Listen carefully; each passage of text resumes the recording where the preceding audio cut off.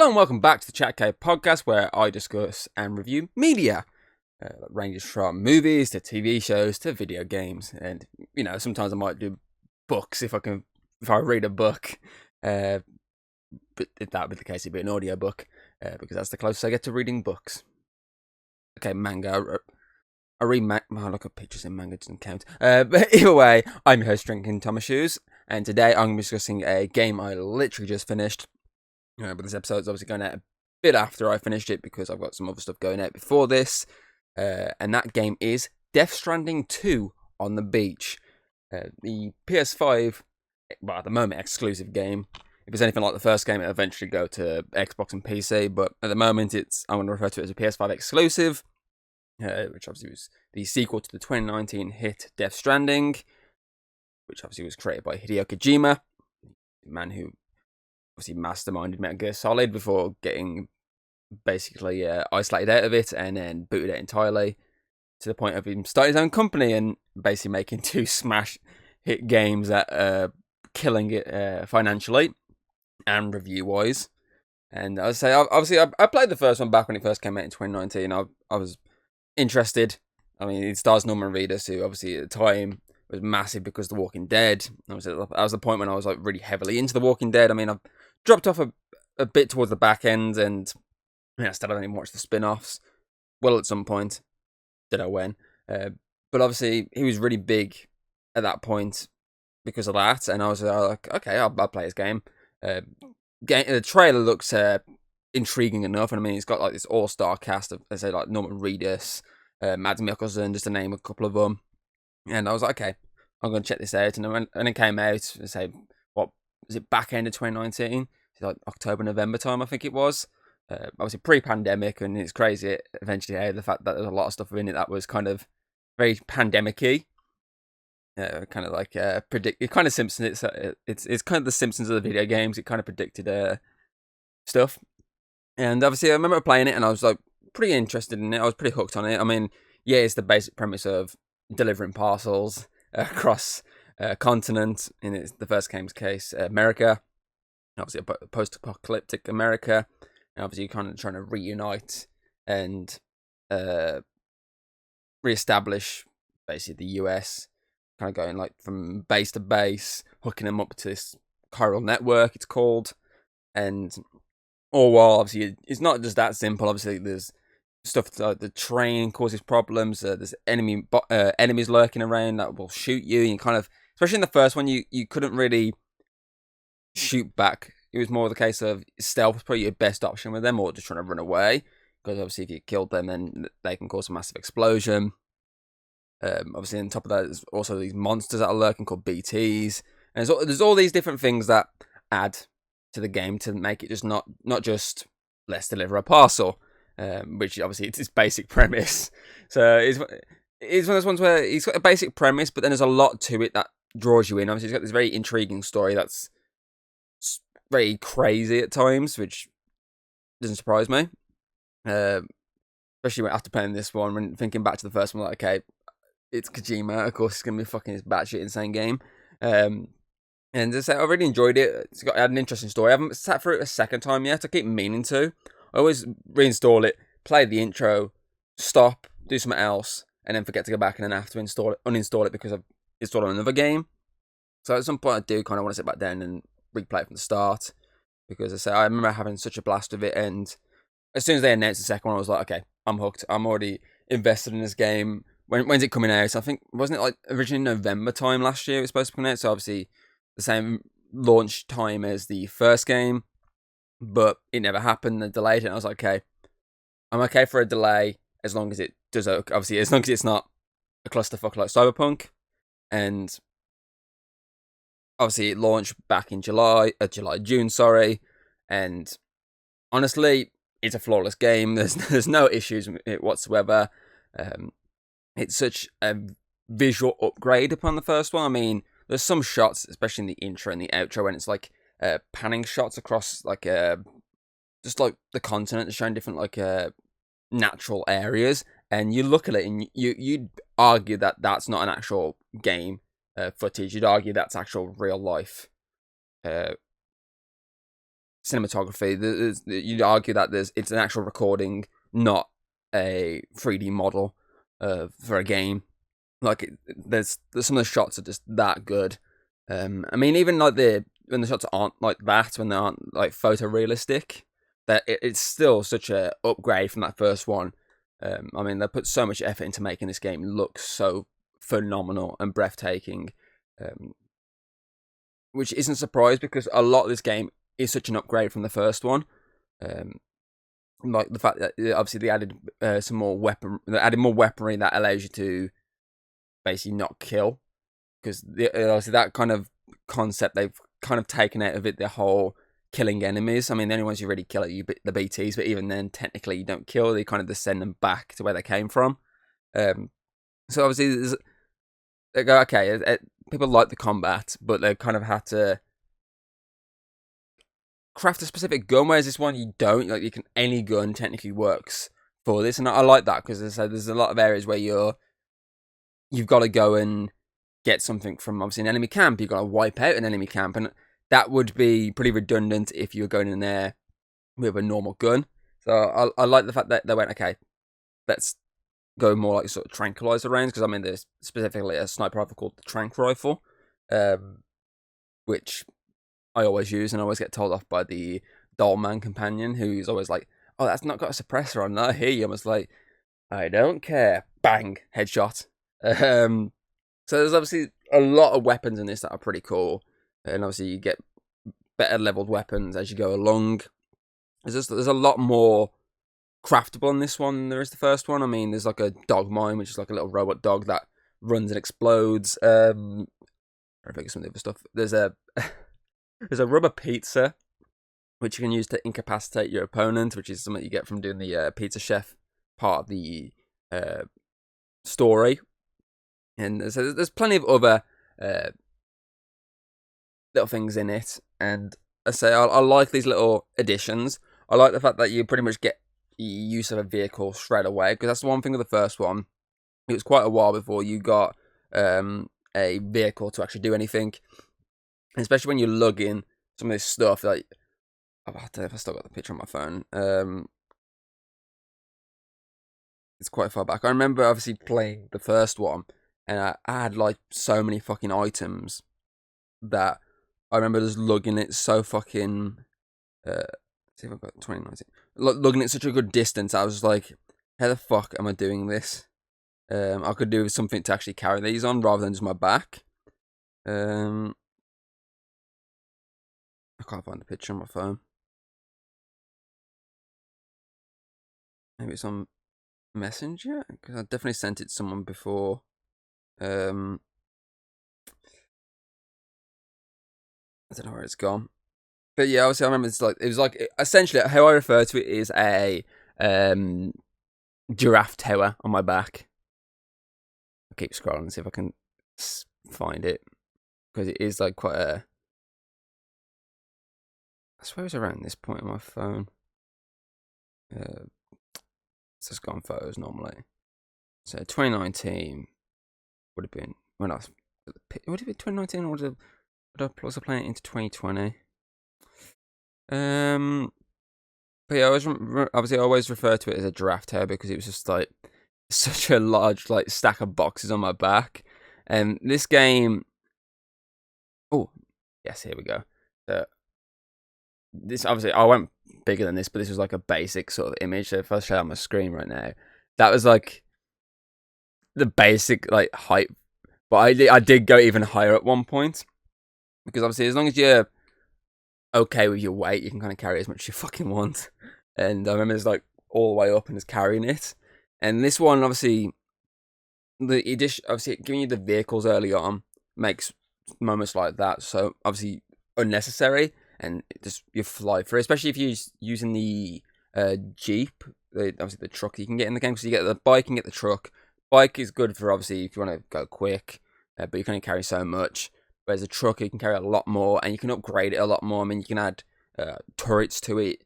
You can add a claw, which shoots off and picks up the parcels that are just loose on the floor, lurking around. You can add better wheels. You can add more armor to it. You can add a lot more. It's a more customizable vehicle, but it's a lot more slower and it struggles through certain terrains. But as I was going for the game, it kind of grew on me more. It's the one I went to a lot more, especially with the more upgrades to it. Whereas the bike, I only really used if I needed to get somewhere quick, and I wasn't too fussed about everything else.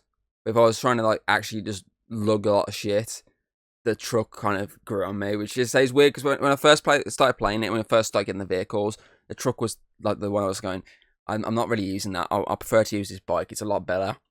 But as I was going further and further and further into the game, when it required a lot more long hauling, and it actually allowed me to upgrade the truck more, it definitely got to the point of I'd prefer to drive the truck. It's got to the point of when I finished the game, because one of the later episodes on the game, obviously you kind of have to travel quite far to a different lab, and I used one of the fragile, obviously, jump points, which basically you lose all your gear. The gear gets put in a private locker, and that's it. You jump over to the next the location you want, and I was like, okay, I'll do that. I can't be asked to fucking drive. And obviously, I got to the point where it wouldn't let me go back to there, because you kind of, after that jump point, a lot of times, especially if you're using basically the ship as your transport, because that's the good thing with this one. I'll get to that in a minute. You kind of can't. It's kind of at a point in the story where it won't really budge. So if you wanted to go and get that vehicle, you kind of have to travel there yourself. And I kind of forgot where it was. And by the time I finished the game and I got into the post-game stuff, which I'm still playing now because I want to try and 100% the game, I got to the point where I completely forgotten where the vehicle was parked. It's pretty destroyed now by timefall, rain and whatnot, but still, either that or someone's took it, because it won't surprise me. But still, it's one of those ones where I'm just like, fuck, it means I'm going to have to fucking waste all these materials again to create a new vehicle because I fucking forgot where I placed it. Especially in the post game though, it's one of the ones where I'm probably going to use that more, because there's, like, for example, one of the achievements you can get is delivering 500 parcels, making 500 deliveries, and there's another one to do delivering one of each specific type thing, and that truck is going to be a lot easier for me to do, because I can take so much more on. But, and so this game not only gives you the access to the vehicles early, obviously it also gives you access to a ship, obviously the ship that you're flying around and where your private residence is. Obviously that allows you to do the jumps to certain locations with your gear, which is amazing. Yes, you're only allowed to jump to the facilities, but I'm fine with that, really. I don't give a shit about just going, oh, I want to jump to this random location here. I remember seeing something here. I don't care about that. Being able to get anywhere near is good enough for me, and I feel like that's pretty cool. And I like the fact that there's a lot more customization as well. So that's what I'm carrying on from the ship there, because the ship, especially after so many chapters, you're allowed to actually customize the color, which is pretty cool. But then I'd say on top of that, you're allowed to customize Sam's color, Dolman's color, the BB Pod's color. There's a lot more general customization in this game than the first one, and that's why I feel like it is a superior game to that first one. Because obviously, not just in the new stuff they've added and the stuff they've improved on. I mean, I've definitely got more invested into this story, because it was just crazy as fuck. It was like, I kept questioning what Kojima was smoking while making this game. That's how fucking insane it is, and in a good way that is. Because I don't remember too much about the first one. I had to Google a lot of some of the smaller stuff in the first one to remind myself, because the game only gives you so much of the story in like a little recap that you can click at any point in the game, as long as you're on a menu. I had to look into a lot of stuff because I forgot the whole subplot about, obviously, Mads Mikkelsen being Sam Porter's dad. I forgot about that side plot. That's what kept me confused. Obviously, a lot of this story is still focused on, obviously, Lou, obviously the BB unit. A lot of this story is focused on discovering more of her past, which is pretty cool, because, as I say, the first game kind of made you think you were doing that, but you never actually did. It was more, technically speaking, about Sam. Obviously, he was played by Norman Reedus. Whereas in this one, a lot of it is generally trying to figure out who this child actually is, who, obviously, why is obviously its BB number the same as another BB number, stuff like that. And I like that. I like the heartbreaking scene, Sam trying to figure out more about this child, and just seeing him break a lot of times was just like so heartbreaking to watch. But still, I mean, the main enemy in this one is Higgs, and he's just fucking insane. I mean, he carries a guitar weapon, which you get to utilize during the final act, which is amazing. Did not expect a guitar off to be in this game, so that was definitely not my bucket list for 2025 in terms of playing a video game, a guitar off. But it was fucking amazing. I mean, the last few chapters of this game were just outstanding. I mean, the game starts really good. I mean, that opening chapter, which is obviously set in Mexico, but the opening two, at least, are set within Mexico, because that's like the prologue where you're relearning how to play the game. And I'm fine with that. Obviously, it's taking you to a new location, and you're getting to learn from that. And I mean, that was just amazing. I mean, it's heartbreaking, there's action, and there's basically just delivering goods. Basically, what was in the first game, packaged around a lot of like heartbreak and like just tugging at your heartstrings moments. And then obviously the rest of the game is set within Australia, and you're pretty much doing the exact same thing, going around just connecting Australia, learning, seeing this new continent, getting used to this new gear, these new enemies, and as they're trying to lose obviously past along the way. And then like I say, you got your final few acts, which deliver the twists and turns.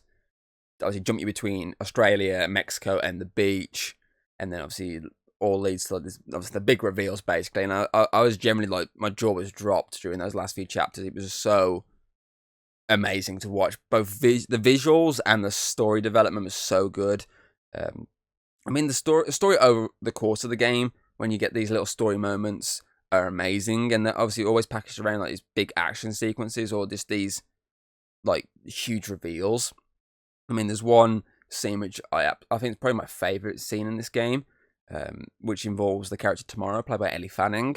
Obviously, when her character gets to go full badass during this sequence where she's taking down a bunch of ghost mechs, which are the new enemies in this game. And I literally saved the gameplay recording on my PlayStation of that whole cutscene because it was so cool. Obviously, she was like a freaking shark going through this tar, taking out these obviously mechs, obviously aging them to the point of them destroyed. And on top of that, you got fucking Sam, obviously Norman Reedus' character, just blowing him away with his gun. I mean, that whole sequence is incredible. That's definitely probably one of my favorite sequences. That, or the basically during the final battle, where obviously just like the BTs are just going to war with the ship, and like everything about it, everything about the big pivotal action sequences in this game are just phenomenal. Kojima knew what he was doing when he was making these moments. But as I say, I generally was hooked. It took me to finish the main story. Obviously once you finished, it comes up obviously the stats and all that from your playthrough, and I think it said about like 34 hours and 20ish minutes. I think it took me to actually do the main story, and I feel like for a video game, that's good. I think anything less isn't too bad, because especially like if you look at games like The Last of Us, the first one at least, that wasn't this massive length like compared to this. It was like half of this really in terms of game length, but that was because that was more story driven. There wasn't a lot of side stuff to do.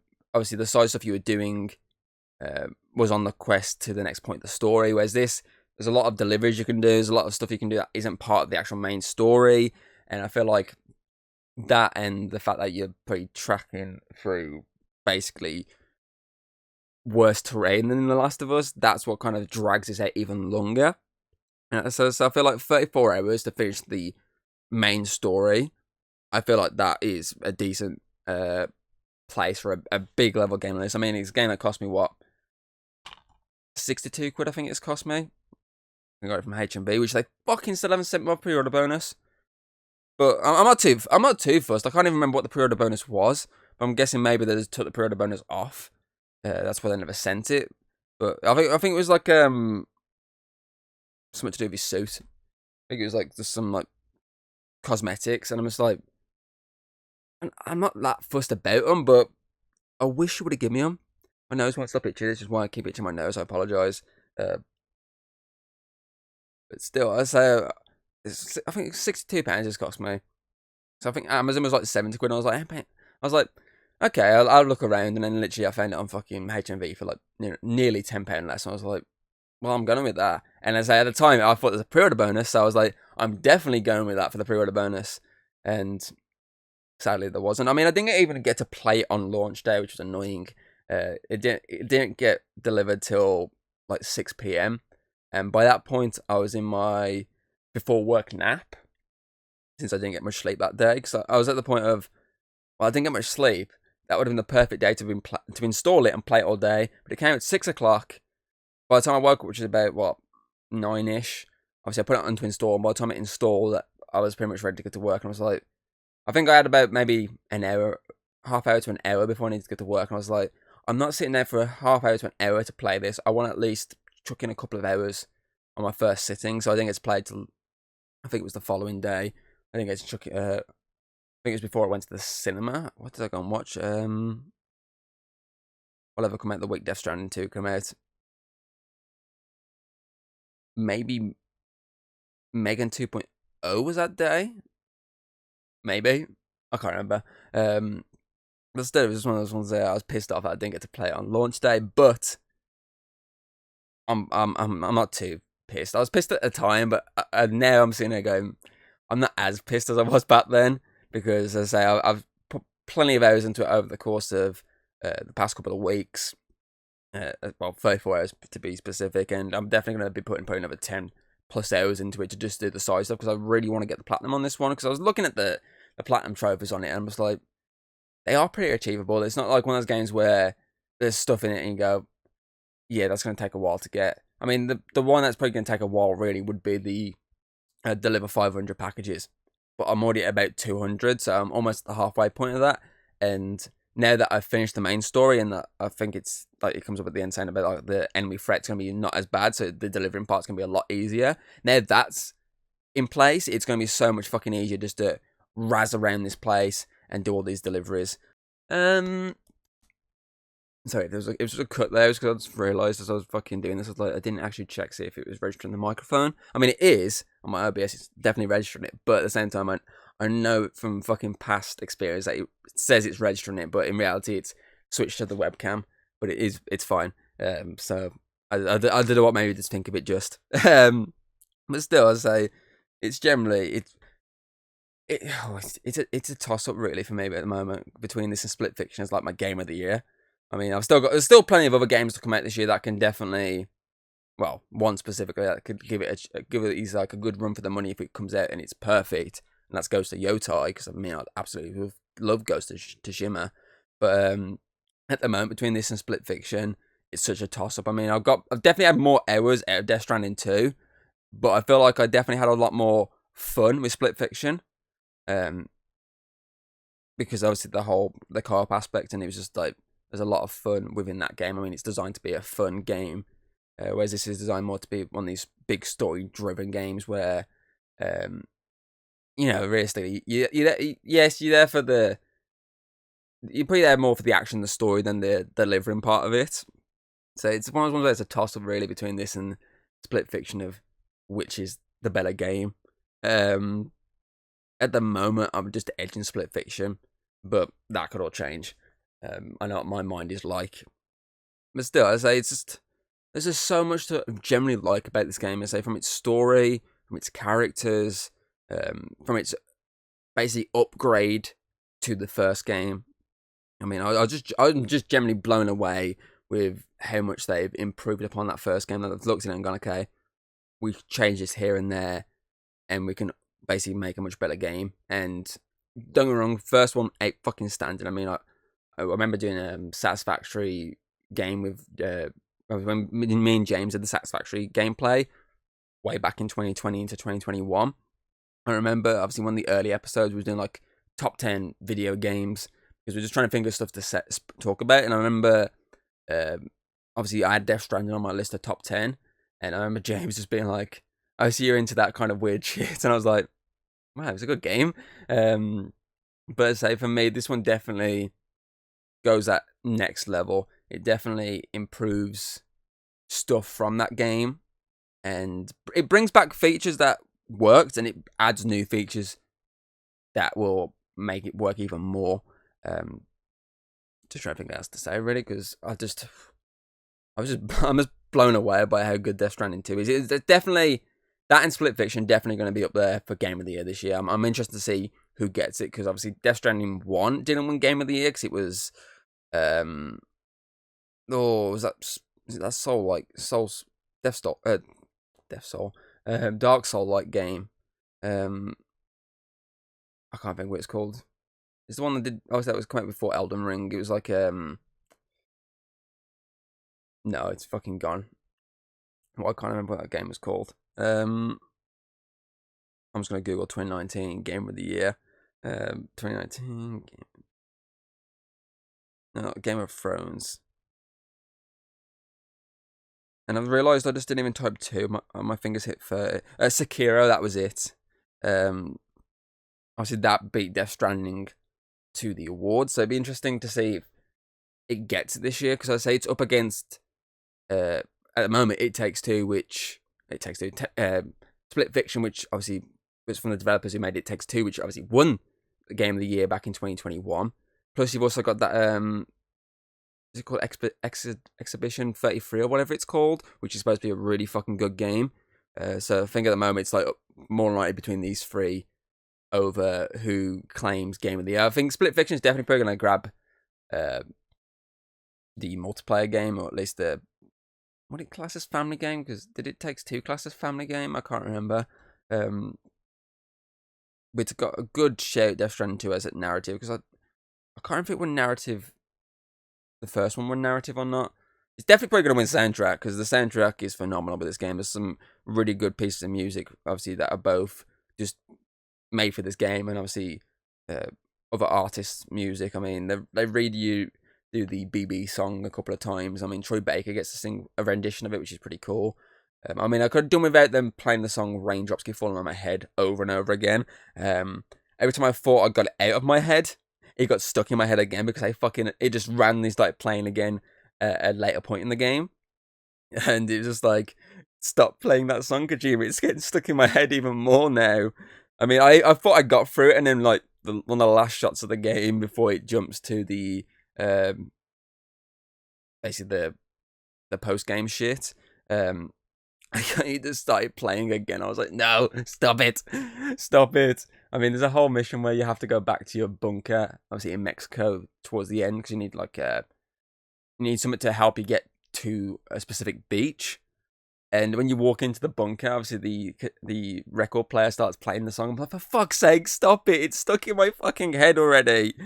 Stop making it just get wormed even further. It's literally the fucking, that SpongeBob episode where it's fucking, it was like Earworm or something like that. When they keep singing that fucking one song, that musical doodle song over and over again. It's just that, but fucking raindrops. But still, it's just so good. I mean, the villain, Troy Baker, comes back and does an excellent job playing this next level of his character, since obviously in the first game he got defeated. Obviously, it's more about this one, how he's back and what he's actually doing here. And I mean, he's a lot more insane in this one. I mean, the fact his weapon of choice, the guitar, is just fucking insane. And of course, there's obviously like a mysterious background villain during the whole time, and it was like one of those ones where from the start I was like, it's that person, isn't it? It's one of those ones where it's like, it's pretty obvious, and then when it gets revealed, you're like, I kind of saw that coming a mile away. But of course there's a little bit more to it here and there. But still, Death Stranding 2 is more than just a walking simulator. I mean, Death Stranding 1 was more than just a walking simulator. It's got some great gameplay that's not just walking, i.e. the action side of it when you get to the fighting parts. There's a lot more thought into the process of making these deliveries. Like, you can actually like chart a route going, okay, I want to go here to here to here to there. If I go this way, I can get around this enemy camp. If I go this way, I can get around the BT area. So there's a lot more to the thought process this time. It makes you try to think the right and logical path to making this delivery perfect. So he's got more than just that. He's obviously got this incredible story, some incredible visuals, a great soundtrack, a great cast. I mean, I love the fact that he uses the likeness of a lot of the people, the certain characters that aren't technically voiced by who they look like. I like the fact that he still used the likeness. I mean, it just shows how much he loves like movies and other media. Because I mean, Guillermo del Toro, George Miller, and the guy who directed Drive. You've got the Ghost of Tsushima anime director in there as well. Director or creator, I can't remember, one of them. You got Mike Flanagan, obviously a big horror director, and it's just like it's crazy how he managed to get all these cameos, even if they're not doing the voiceovers, if they're just doing the visuals. I mean, who else you got? You got the director that Talk to Me, the ones who does that new film, Bring Her Back, I think it's called. Obviously, they're in it. You've got obviously the band Church is in there, who obviously did some of the songs for the first game and this one as well. I absolutely love that band. Death Stranding drew me into that band, and just like, I love their songs. Who else you got in it? You got the actor who was in Train to Busan, who was also in Marvel's Eternals. He's in it. I mean, the list goes on for cameos in this game, and the first one, really. And I like that that just shows how much Kojima loves basically other media. The fact that he's getting these people to lend their likeness or lend their voices to these roles. And let's say it's just there's just so much to like about Death Stranding 2 and just the Death Stranding series overall. And I'm interested to see if they do a third one. I feel like this game wraps its story up nicely, but it does kind of set up a possible future if they want to go that route. So I'm just like, okay, I'm interested to see if they go that route, but at the same time, I'm okay with it stopping here. It was a nice ending that perfectly wrapped up the first two games. So if they do a third one, I'm interested, but at the same time, I'm happy where it's at. I can't think of anything else I really want to say right now. Dollman's a decent addition, since obviously the BB unit doesn't play as much of a pivotal part as it did in the first game. Obviously, it's Dollman who does a lot more of the dialect. I mean, BB didn't really do dialect in the first one, more just like crying and that whatnot. I mean, it does that in this one, where it's just like, okay, let's add the Mimir type character to this game. And that is obviously Dollman, who's, has moments where he can get annoying, but at the same time, it's a pretty cool idea. I mean, he definitely has some really good musical numbers. I mean, the musical numbers in this game, Kojima just went, okay, everyone loved the music of the first game. Let's do that even better in this one, and let's have some random ass musical moments. I mean, I lost track of the amount of moments that are not pivotal to the game, like just like random Easter egg side cutscenes, and then moments where it's actually a main cutscene. I mean, the fucking Charlie character who does a massive dance sequence towards the end of the game is just like, what the fuck? I was pissing myself laughing, but it was amazing to watch at the same time. I mean, the musical numbers are just fucking hilarious, but they work because they just sum up how insane this game can get when it wants to get insane. I mean, heck, it even has its own like fucking Pokemon feature where you can capture BTs late in the game, and when you're in battles with other BTs, you can summon them to do battle. I mean, I got two. I got like a giant manta ray and this giant octopus-like creature.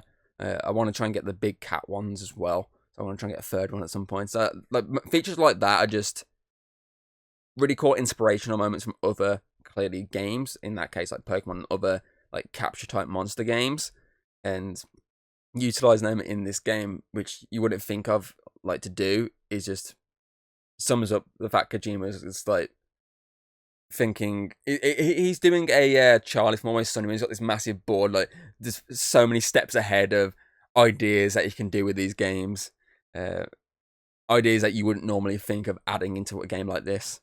So yeah, I mean, I can't really. I think I've summed up my thoughts of this game. It's just batshit insane, but so worth it for its visuals and its incredible story. So I think, like, for a rating, I'd give Death Stranding 2 on the beach a solid 10 out of 10. It's just phenomenal. And as I say, at the moment, I'm tossing up between this and Split Fiction of what's my favourite of this year so far. Split Fiction just about taking it, but anything can change when I'm sitting through the post game. I'm going to start thinking as I'm playing the post game stuff, being like, okay, which is better? So yeah, obviously, if you played Death Stranding 2 on the beach, or you've played the first one, put your thoughts on either of the games in the comments below. Do you think they're going to do a third one, or do you think that's it for Death Stranding? I'd like to hear your thoughts on that as well.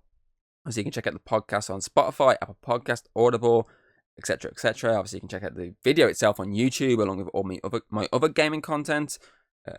I don't know how Death Stranding works really on, obviously, for recording purposes, because obviously the music in it, I'd have to look into it if I wanted to decide at some point to actually record my footage of it.